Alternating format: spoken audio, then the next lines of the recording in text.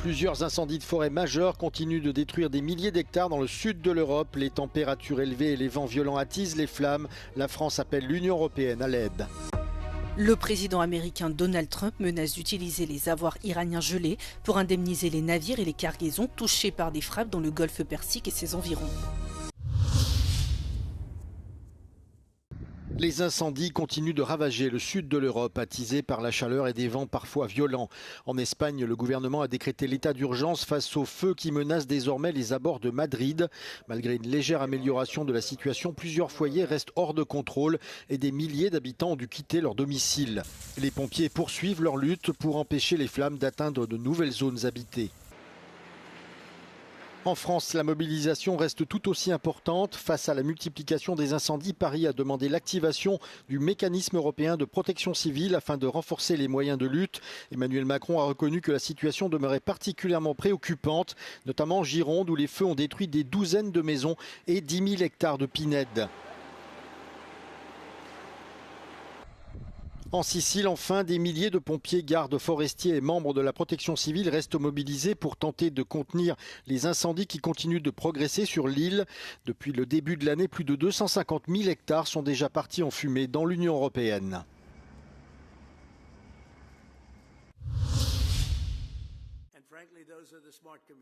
Le président américain Donald Trump menace d'utiliser les avoirs iraniens gelés pour réparer les dommages causés aux navires et aux cargaisons dans le golfe Persique et ses environs. Donald Trump s'est exprimé sur son réseau Truth Social. En réponse, le ministre iranien des Affaires étrangères, Abbas Araghchi, a affirmé que cette décision américaine pourrait créer un précédent dangereux. Ces derniers échanges entre les deux dirigeants interviennent alors que les États-Unis ont lancé pour la 13e nuit consécutive des frappes contre l'Iran visant des sites militaires et commerciaux. Les médias d'État iraniens ont indiqué que des explosions ont eu lieu dans la ville portuaire de Bandar Abbas, plaque tournante essentielle pour les approvisionnements militaires et le fret commercial, ainsi que sur l'île de Keshm, qui abrite une base navale capable d'attaquer les navires transitant par le détroit d'Ormuz. La télévision d'État iranienne a diffusé des images censées montrer des lancements de missiles contre des cibles dans la région. Alors que Washington et Téhéran poursuivent leur bras de fer autour du détroit d'Ormuz, un nouveau front se dessine dans la région, les Houthis yéménites soutenus par l'Iran, qui menacent de bloquer une autre voie commerciale stratégique. Plus tôt cette semaine, les Houthis ont affirmé avoir fermé le détroit de Bab el-Mandeb à la navigation liée à l'Arabie saoudite, en représailles au blocus imposé par le Royaume au Yémen et à une attaque récente contre l'aéroport international de Sanaa, la capitale yéménite tenue par les rebelles. Le président américain Donald Trump a annoncé de nouveaux droits de douane visant des dizaines de pays qui, selon les États-Unis, n'ont pas pris les mesures nécessaires pour mettre fin au travail forcé. Ces nouveaux droits de douane, qui varient entre 10 et 12,5%, remplaceront les taux généraux mis en place plus tôt cette année, qui expirent ce vendredi. Parmi les pays concernés figurent la Chine, l'Inde et les membres de l'Union européenne. Au total, 60 pays qui représentent 99% des importations américaines. Donald Trump avait déjà imposé l'année dernière des droits de douane à 2 chiffres à presque tous les pays du monde, mais en février, la Cour suprême américaine lui avait donné tort, estimant qu'il n'avait pas le pouvoir légal de prendre de telles mesures. En conséquence, l'administration a dû procéder à des remboursements et le président américain a annoncé à la place l'instauration de droits de douane temporaires de 10%. Ces mesures ont désormais expiré et seront remplacées par les nouveaux droits de douane. Une décision qui a déjà suscité de nombreuses critiques de la part des pays concernés. Toutefois, ces nouveaux droits de douane devraient être moins exposés aux recours juridiques que les précédents.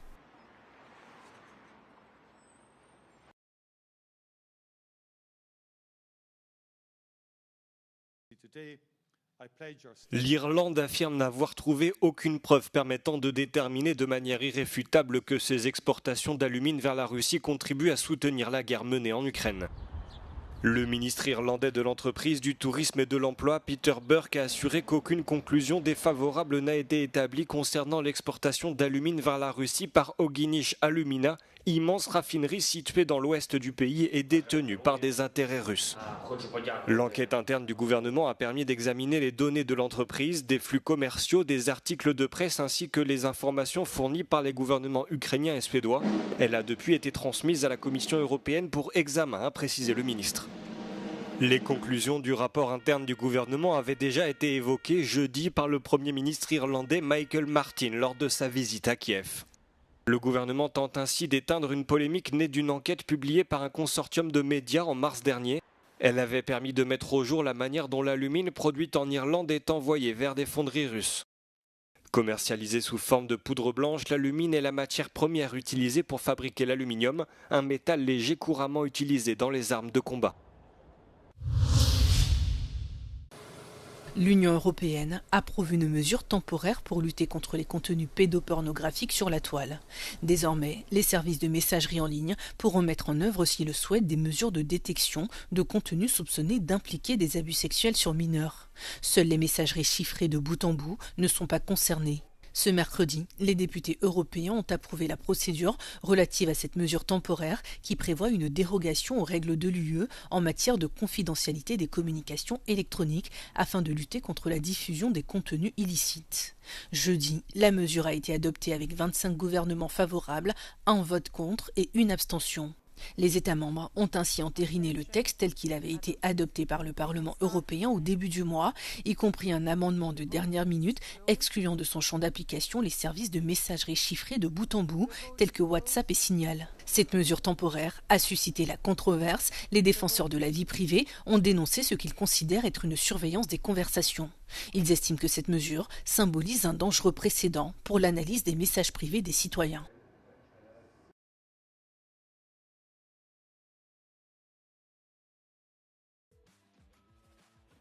Les futurs billets d'euros prennent forme et cette fois-ci, ce sont les citoyens européens eux-mêmes qui auront leur mot à dire. La présidente de la Banque centrale européenne, Christine Lagarde, a dévoilé ce jeudi les 10 projets présélectionnés, parmi lesquels seront choisis les nouveaux billets. Parmi plus de 1200 propositions examinées, 2 grands thèmes se sont finalement imposés comme les moyens les plus pertinents de représenter l'identité du continent. L'un met l'accent sur des personnalités qui ont marqué l'histoire de l'art, de la musique, des sciences et de la littérature. L'autre met en avant les rivières et les oiseaux comme symbole de la biodiversité européenne et de la nécessité de la protéger.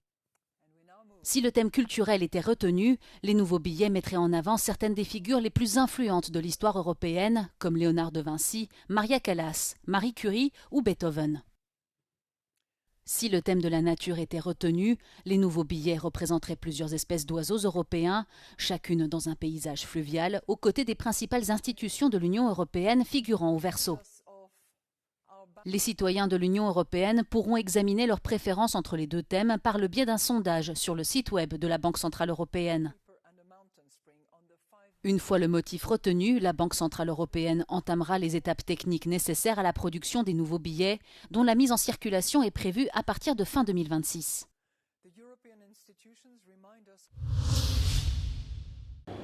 L'Europe investit dans le développement d'aliments d'origine végétale de nouvelle génération à la recherche de produits à haute valeur nutritionnelle et ayant un faible impact environnemental. L'une des scientifiques à la tête de cette initiative est la biotechnologiste grecque Angeliki Triantafylou. Ses recherches se concentrent aujourd'hui sur un nouveau produit, le lait de pois.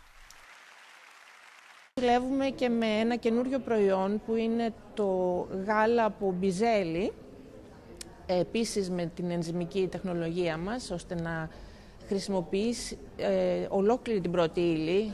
Η δική μας μέθοδος εξασφαλίζει όλες τις ποιότητες και όλη τη διατροφική αξία του μπιζελιού και είναι βέβαια μια φιλική προς το περιβάλλον μέθοδος. Selon la biotechnologiste grecque, la prochaine génération d'aliments d'origine végétale ne doit pas se contenter de suivre les tendances alimentaires, mais doit offrir une réelle valeur nutritionnelle. Το στίχημα τώρα είναι η καλή ποιότητα σε όλη την γάμα των προϊόντων και ζωικών και φυτικών και να μην ακολουθούμε μόδες, αλλά να δημιουργούμε τρόφιμα τα οποία πραγματικά έχουν ένα πλεονέκτημα, έχουν υψηλή διατροφική αξία. Elle précise que les produits d'origine végétale ne sont pas destinés à remplacer ceux d'origine animale. Η ζωική παραγωγή δεν μπορεί να αυξηθεί απεριόριστα για να καλύψει τις ανάγκες του πλανήτη που γινόμαστε όλο και περισσότεροι κάτοικοι του.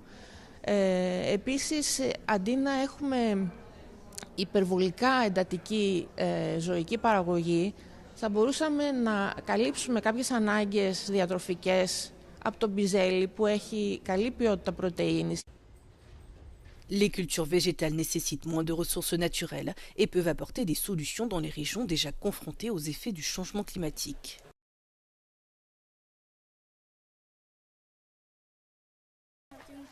Comme chaque année dans la petite ville hongroise de Kis-Sombor, tout près de la frontière roumaine, de nombreux enfants se promènent dans un champ de près de 5 hectares. Mais ces jeunes explorateurs ne sont pas perdus, au contraire, ils explorent ce qui est le plus grand labyrinthe de maïs d'Europe centrale.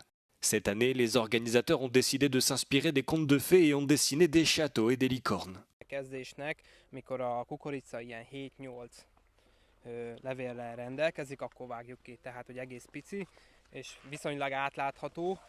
És igazából akkor kezdjük el a vágást, és ezt 3, 4, 5, 6 nap változó időjárástól függően, hogy mennyire tudunk haladni vele. Avant d'entrer dans ce dédale de maïs, les enfants reçoivent une carte pour les aider à s'orienter, mais le défi est loin d'être simple.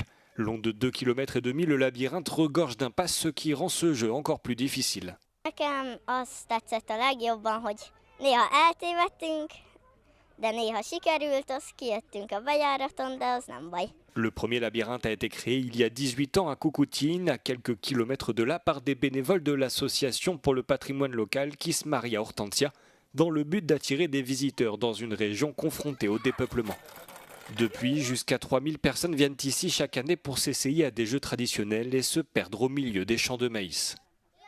A célunk a honismereti körnek ezzel az volt, hogy mindenképpen Kis-Zombort ismertessük meg Magyarországon, meg ha lehet, egész Európában vagy bárhol, aki szereti az ilyen szabaduló szobákat. Le labyrinthe sera ouvert aux visiteurs jusqu'au samedi 22 août.